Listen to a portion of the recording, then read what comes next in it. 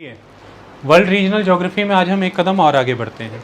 देखिए, हम eastern Europe पढ़ रहे हैं कवलजीत, और उसमें हमने 2 लेक्चर डिवोट किए जिसके तहत हमने ये समझाया कि ईस्टर्न यूरोपियन कंट्रीज़ की 1991 31 दिसंबर जब यूएसएसआर का डिसइंटीग्रेशन हुआ तो एक ट्रांजिशन हुई सोशलिस्ट से कैपिटलिस्ट सोसाइटी की ओर। तो उसके लिए हमने समझा था कि सोशलिज्म और कैपिटलिज्म एग्जैक्टली है क्या, इन क्षेत्रों में उसने कैसे अपना प्रभाव डाला और क्यों इस ट्रांजिशन की रिक्वायरमेंट थी 1991 में। हमने ऐसा समझा।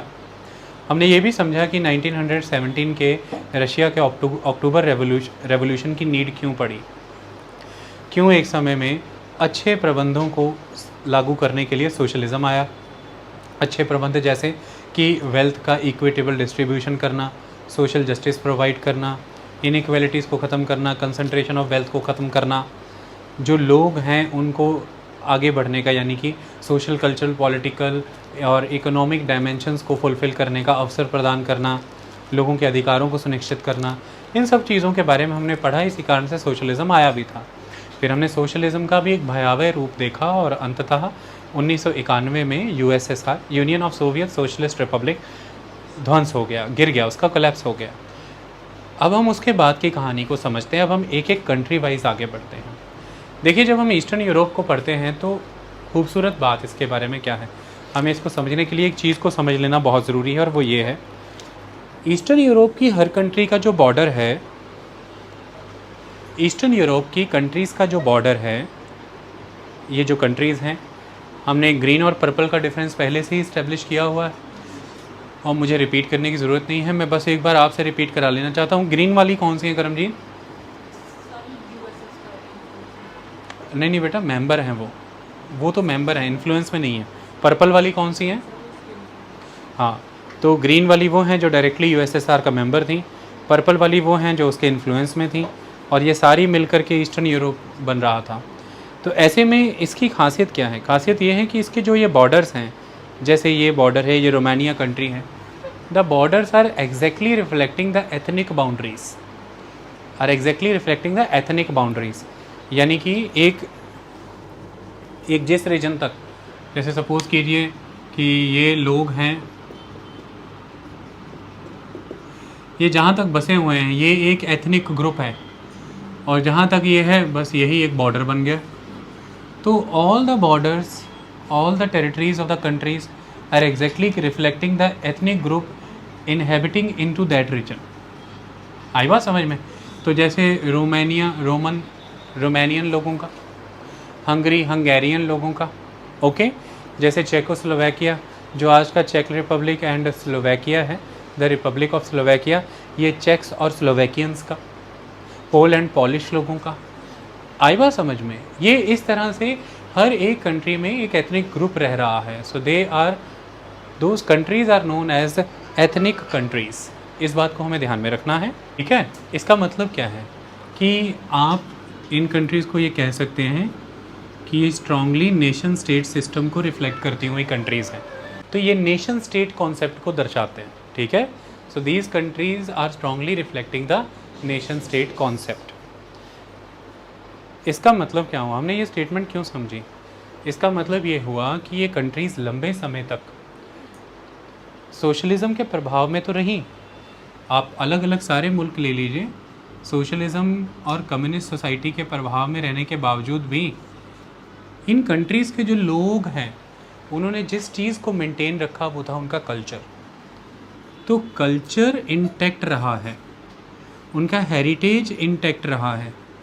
उनका यही कल्चरल और हेरिटेज का इंटैक्ट रहना, उनकी लाइफ के साथ इंटेग्रल रहना, इस बात के लिए रिस्पॉन्सिबल हुआ कि लगभग 100 सालों तक, 100 साल मतलब लगभग 80-90 सालों तक भी एक सोशलिस्ट प्रभाव में रहने के बावजूद भी वो एज इट इज़ ही एक एथनिक कम्युनिटी के रूप में, एक नेशन के रूप में इंडिपेंडेंट होकर के आज ट्रांजिशन की ओर बढ़ रही हैं।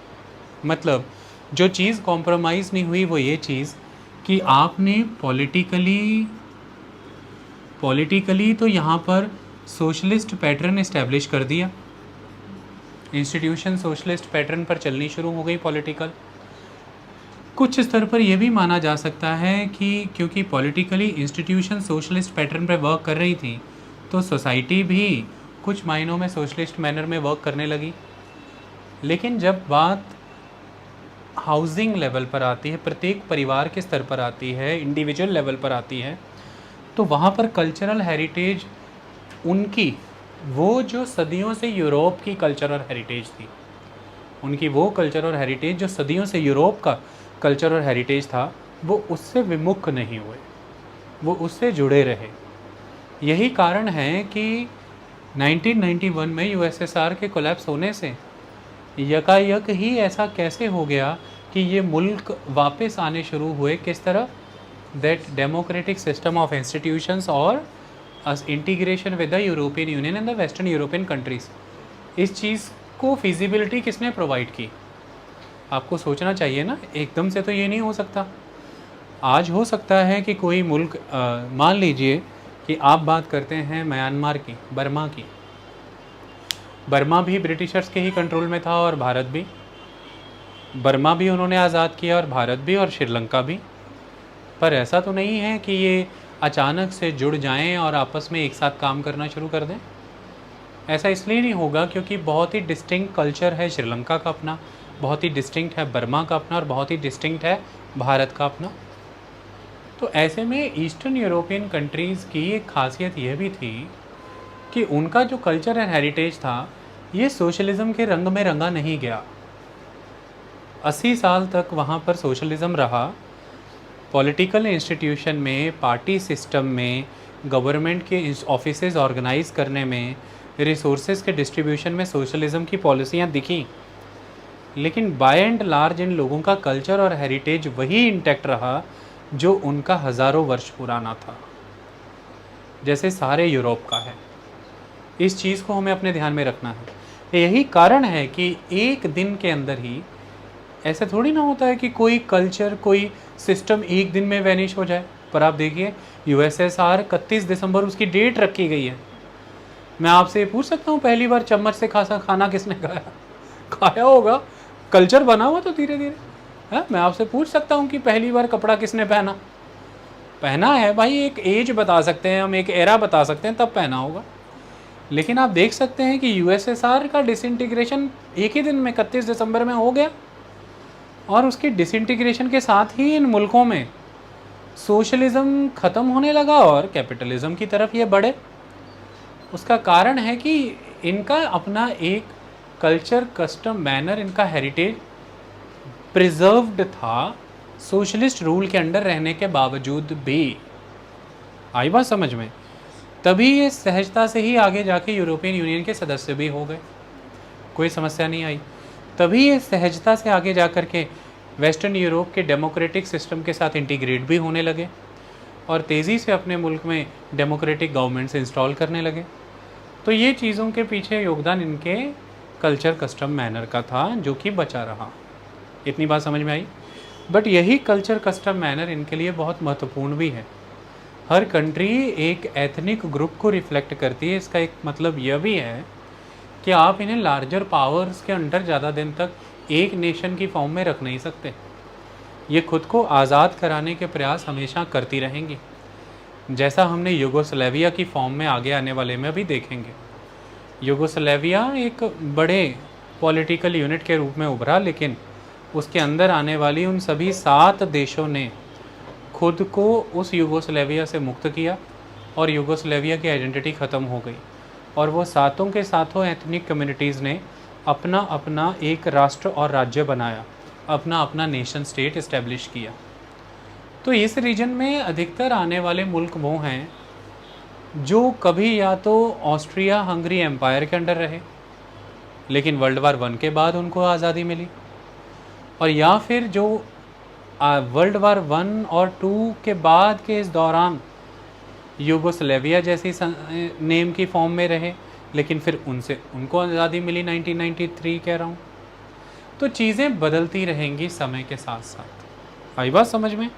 लेकिन एक चीज़ यहाँ पर स्ट्रॉन्ग डिमांड रहती है, अपनी एथनिक ग्रुप के से बिलोंग करते हुए लैंड से बिलोंग करते हुए कस्टम, कल्चर, मैनर को प्रोटेक्ट करके रखने की। तो ये आपको एक एथनिक डोमिनेंस इस ईस्टर्न रीजन में नज़र आएगा। यही एथनिक डोमिनेंस एक रीज़न है कि बल्कान पेनिनसुलर एरिया समय दर समय छोटे से छोटे और उससे भी छोटे मुल्क में बंटता रहा है। हो सकता है कोई एक समय ऐसे था कि अगर मैं उस बल्कान पेनिनसुलर इलाके को देखूं तो आप उसे एक बड़े लैंड फॉर्म, एक बड़े पॉलिटिकल यूनिट के रूप में देखते थे, लेकिन फिर हो सकता है उसमें एग्जिस्ट कर रही तीन कम्युनिटीज़ ने, एक दो तीन कम्युनिटीज़ ने, तीन एथनिक ग्रुप ने ज़्यादा मजबूती दिखाई और अपने लिए पॉलिटिकल यूनिट बना लिए। तो एक बड़े पॉलिटिकल यूनिट में से तीन निकल आए, लेकिन इसमें से फिर हो सकता है एक और यूनिट निकला, फिर एक और निकला, एक और निकला, एक और निकला, एक और निकला। तो एथनिकली डोमिनेटेड है ये रीजन, और हर ethnic group with the passage of time अपने आप को अभिव्यक्त करने के लिए, अपने अधिकारों को प्राप्त करने के लिए, अपने विकास के लिए, अपने समाज के लिए, अपने राज्य की मांग कर रहा है। ऐसा हमने इस रीजन में देखा है। ओके, इसलिए साइज़ में आपको बहुत से छोटे छोटे मुल्क भी नज़र आएंगे और साइज़ में ही बहुत बड़े मुल्क भी नज़र आएंगे। इस चीज़ को आपने ध्यान में रख के ही आगे बढ़ना था। 1991 में जब ईस्टर्न यूरोपियन क्षेत्र में यूएसएसआर गिर गया, तो उसके बाद वहाँ पर ट्रांजिशन का फेज़ बिगन हुआ, और उस ट्रांजिशन के तहत ये हुआ जिसे कि अब मुझे डिटेल करने की ज़रूरत नहीं। कम्युनिज़्म बदला डेमोक्रेसी के साथ, तो डेमोक्रेसी ने कम्युनिज़्म की जगह ली। सेंट्रल प्लानिंग बदल दी गई ओपन मार्केट से, तो ओपन मार्केट ने सेंट्रल प्लानिंग की जगह ले ली। गवर्नमेंट कंट्रोल बदला प्राइवेट सिटीजन से, तो प्राइवेट सिटीजन की ने जगह ले ली गवर्नमेंट कंट्रोल की। यानी कि जो रेट हैं, जो कीमतें हैं प्रोडक्ट की, क्या उगाना है, कितने स्केल पे बनाना है, किन बाज़ारों में बेचना है, किन कीमतों पे बेचना है, ये गवर्नमेंट नहीं डिसाइड करती थी। अब ये प्राइवेट सिटीजन, इंडिविजुअल डिसाइड कर रहे थे। प्रॉपर्टी पर प्राइवेट को, इंडिविजुअल्स को राइट मिल गया, पब्लिक नहीं रही वो। पब्लिक इंस्टीट्यूशंस प्राइवेटाइज कर दिए गए, पब्लिक बैंक प्राइवेटाइज हो गए। तो सभी स्टेट कंट्रोल, स्टेट ओन्ड, और you can say the public entrepreneurship activities वो प्राइवेट होल्डिंग में जाती रहीं। तो ये परिवर्तन आपने देखा।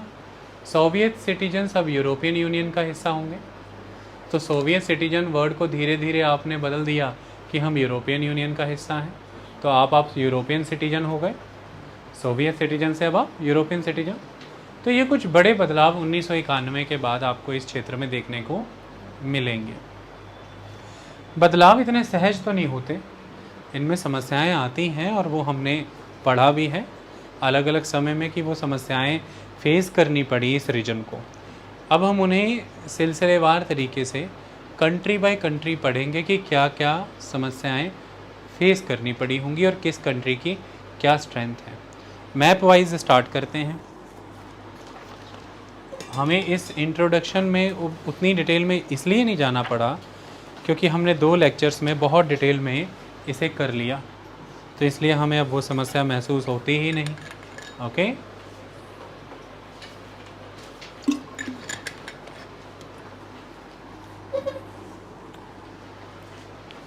चलिए हम सबसे पहले समझते हैं एक कंट्री को जिसका नाम है हंगरी। यहाँ पर देखिए हंगरी, हंगरी को आप अच्छे से ऑब्ज़र्व करिए। तो देखिए हंगरी के उत्तर में स्लोवाकिया है, उत्तर में स्लोवाकिया है। नॉर्थ ईस्ट पे देखिए यूक्रेन है, तो हंगरी स्लोवाकिया से भी बॉर्डर शेयर कर रही है, नॉर्थ ईस्ट में यूक्रेन से कर रही है। ईस्ट और साउथ ईस्ट में देखिए रोमानिया है, साउथ में देखिए सर्बिया है, साउथ वेस्ट में और साउथ में देखिए क्रोशिया है, वेस्ट में देखिए स्लोवेनिया है, और नॉर्थ वेस्ट में ऑस्ट्रिया है। तो Austria, Slovakia, Ukraine, Romania, Serbia, crochet और स्लोवेनिया के साथ बॉर्डर शेयर करती हुई कंट्री हंगरी है। तो हंगरी यहाँ पर एक लैंडलॉक्ड कंट्री के रूप में उभरती है। Hungary is a landlocked country, और हंगरी की कैपिटल है बुडापेस्ट। तो देखिए कुछ चीज़ों को समझिए। देखिए जब हम हंगरी की बात करते हैं तो इसको कुछ चुनौतियां फेस करनी पड़ी। वो क्या? हंगरी इकोनॉमी वाइज और living standard wise socialist rule के दौरान, living standard wise socialist rule के दौरान बहुत अच्छे पैमानों पर खड़ी थी अपने सराउंडिंग कंट्रीज़ के मुकाबले। हंगरी बेटर प्लेस्ड था अपने सराउंडिंग रीजन्स के मुकाबले, बहुत ही बेटर। लिविंग स्टैंडर्ड बहुत हाई था, इकोनॉमिक कंडीशंस बहुत अच्छी थी यहाँ की।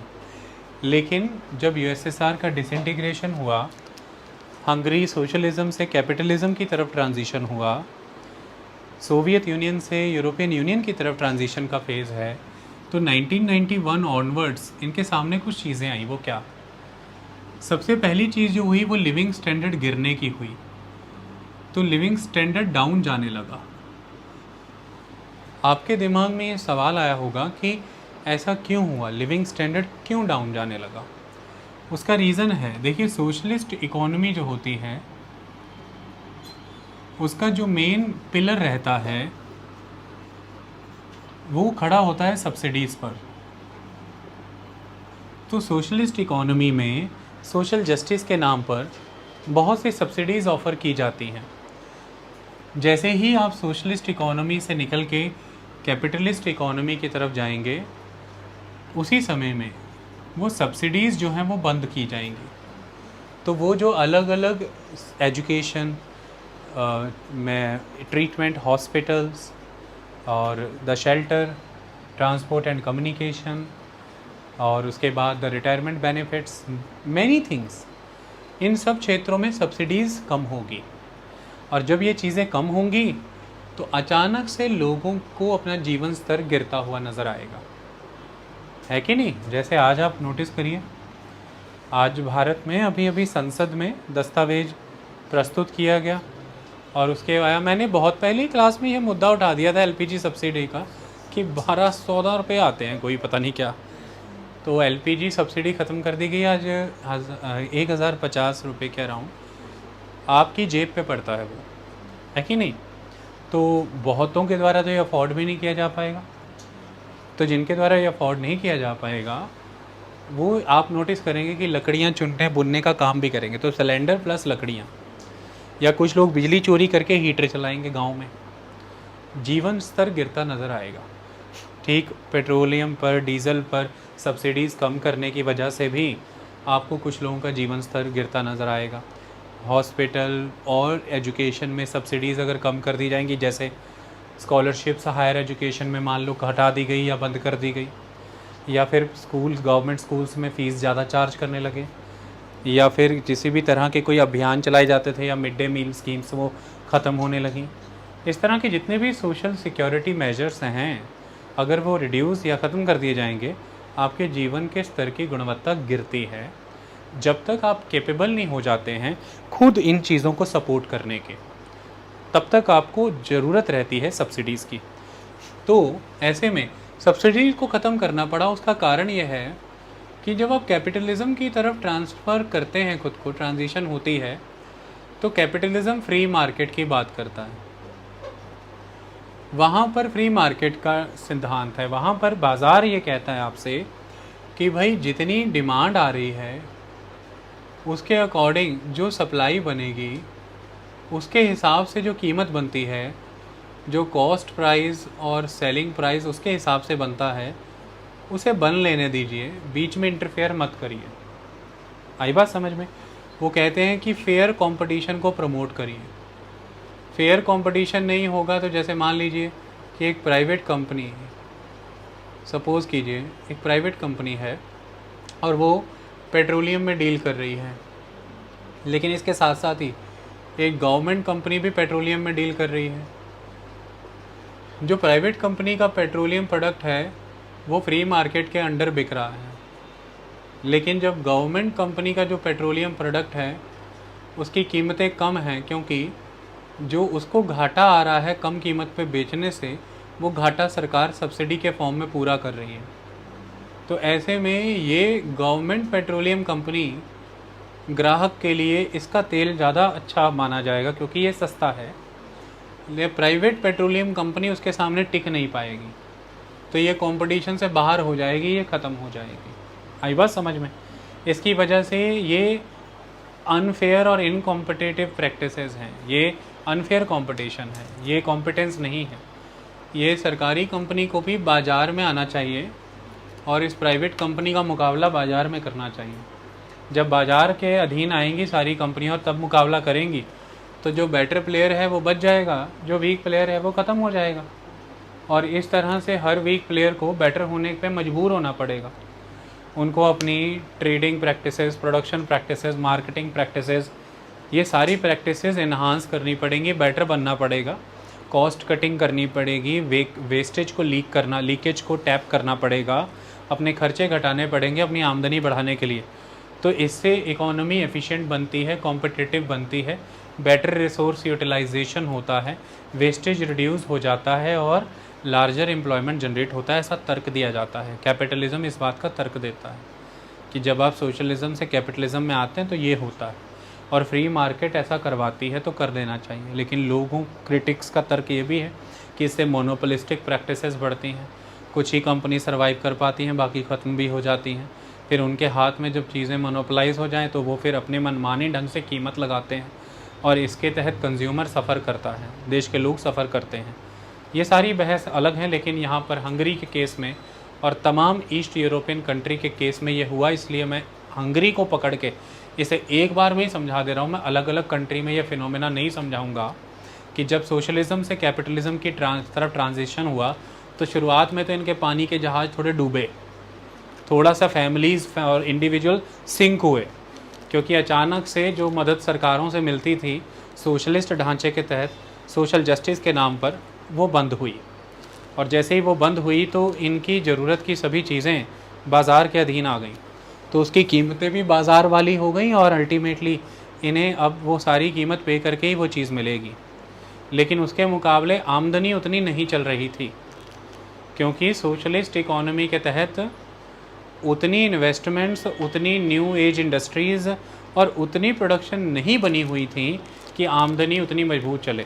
वो तो प्रोटेक्शनिस्ट एटमॉस्फेयर था जिसके कारण सब्सिडीज़ वगैरह दे करके लोग खुशहाली में जीते रहे। लेकिन अब जब एटमॉस्फेयर खुला है, अब जब कंपटीशन मिलना शुरू हुआ बाज़ारों से, तो तब उनको ये फ़ील हुआ कि उनकी कंपनियां, उनकी इंडस्ट्रियां वेस्टर्न यूरोप की तकनीकी रूप में विकसित हो चुकी कंपनियों से शायद मुकाबला करने के लिए अभी उतनी तैयार नहीं है। तो उतनी अभी अर्निंग नहीं है, उतनी एम्प्लॉयमेंट नहीं है, उतनी प्रोडक्शन नहीं है। ऐसे में जो समर्थन सरकार से मिल रहा था कंजम्पशन के एंड पर, वो भी ले लिया गया, तो जीवन का स्तर पहले तो गिर गया, तो लिविंग स्टैंडर्ड पहले गिर गया।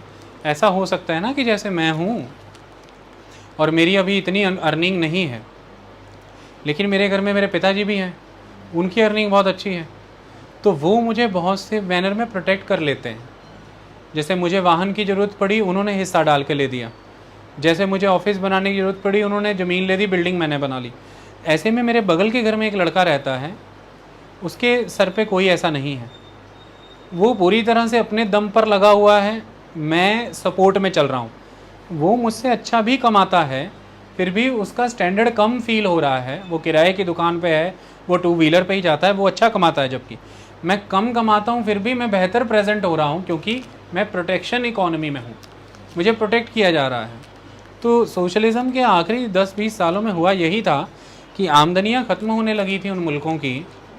ख़ास तौर पर अमेरिका ने तोड़ भी दिया था सोशलिस्ट कंट्रीज़ को, क्योंकि 1980s में उसने पेट्रोलियम की प्रोडक्शन को अपने मुल्क में, साउथ अमेरिकन कंट्रीज़, वेनेजुएला और दूसरे मुल्कों में इतना बढ़वा दिया कि कीमतें ज़मीन पे ला के रख दी।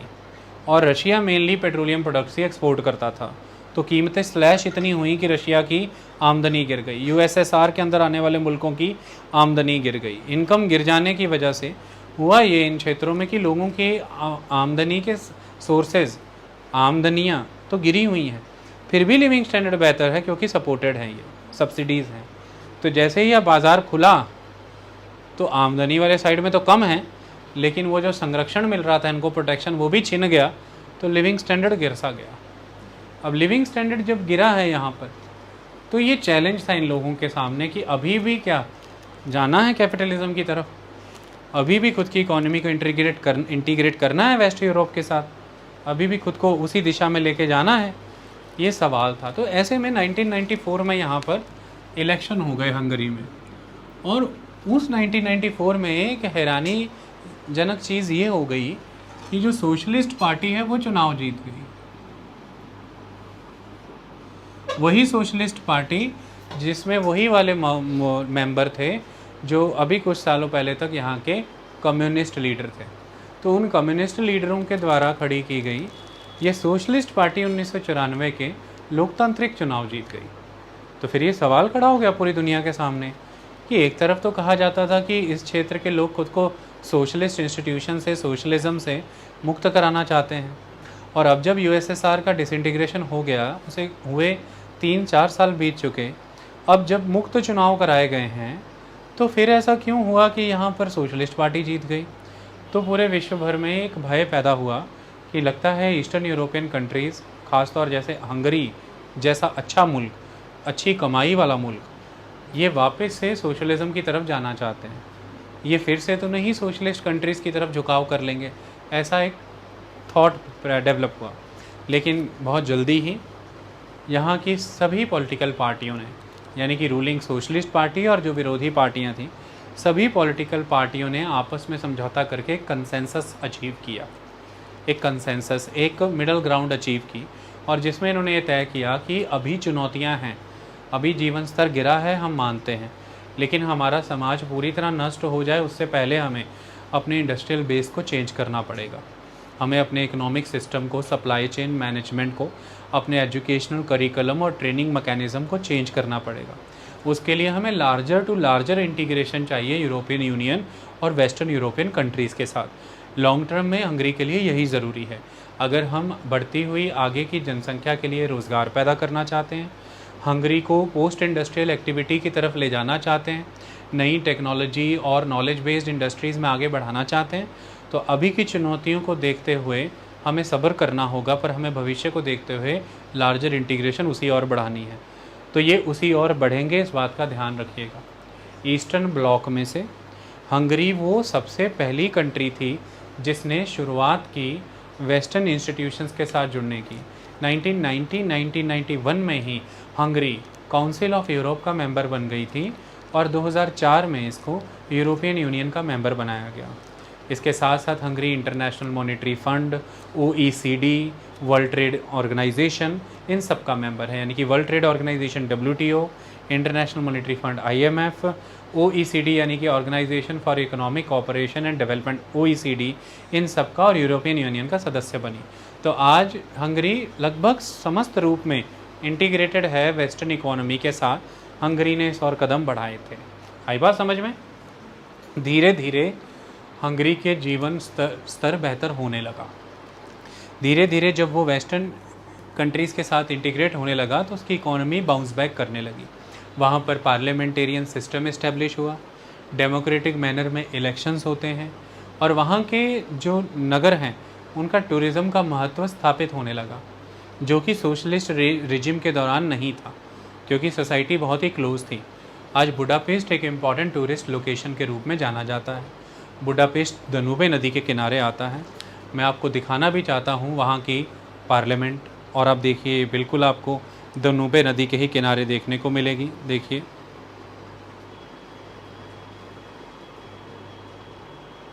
ये देखिए,